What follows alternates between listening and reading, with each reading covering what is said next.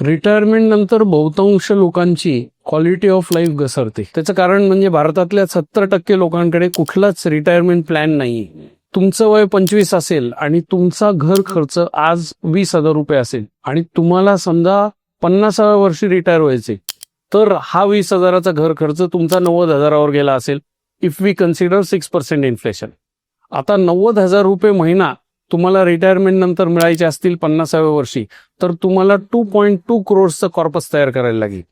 आता हे 2.2 करोडचं कॉर्पस आपण SWP टाकलं तर 90,000 रुपये महिना आपल्याला इझिली मिळू शकतात.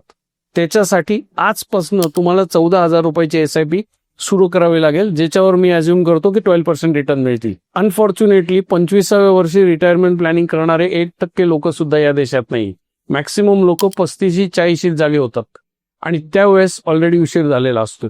सो तुम्ही तुमच्या लाईफची रिटायरमेंट प्लॅनिंग कधी करताय ते कॉमेंटमध्ये टाका. If you plan early you will retire happily. Otherwise त्या लोकांसारखी तुमची गत होईल की तुमची क्वालिटी ऑफ लाईफ रिटायरमेंट नंतर घसरेल आणि you have to live a compromise life.